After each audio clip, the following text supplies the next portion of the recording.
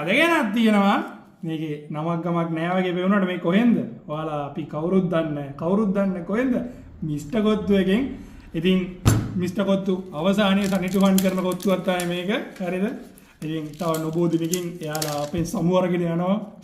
Music මෙතන සිට දුක්ඛ මුසු මොඩික් කරමුද මේක? හරිද? එහෙම කරන්න ඕනේ නෑ. ඉතින් මේක චිකන් චීස් කොත්තු ලාර්ජ් එකක්. හරිද? ලාර්ජ් එකක් කියලා නම් කිසිසේත්ම මට මේක පේන්නේ නැහැ. ඔයාලට පේන ඇති සයිස් එක හොඳටම අවුල. හරිද? දැන් ඒගොල්ලන්ට වැරදිලාද දන්නේ නැහැ. මේක චීස් කොත්තු ලාර්ජ් එකක් කියලා තමයි දුන්නේ. ගානත් එක හොඳටම පාඩුයි. ඉතින් අපිට හම්බෙලා තියෙනවා ඔදේකකුයි චිලි පේස්ට් එකකුයි මේ විදියට.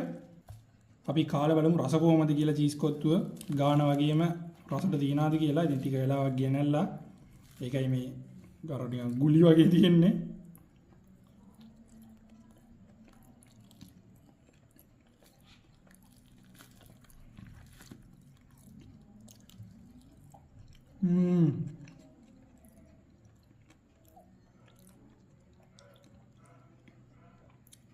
ඉතින් චීස් කොත්තු කියන්නේ ටික වෙලාවක් තිබ්බොත් ඉතින් විනාශයක් වෙන දෙයක් තමයි. හැබැයි හොඳට රස නම් තියෙනවා. සුපිරියට රස තියෙනවා.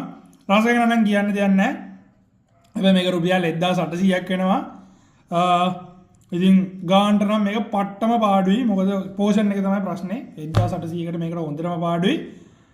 හැබැයි මිස්ටර් කොත්තු අවසාන නිසා කමක් නැහැ. එයාලා යනවනේ ඉතින්. අන්තිමට කන කොත්තුව කියලා ඉත අදාගෙන කවුද ඉතින් මොනවා කරන්නද?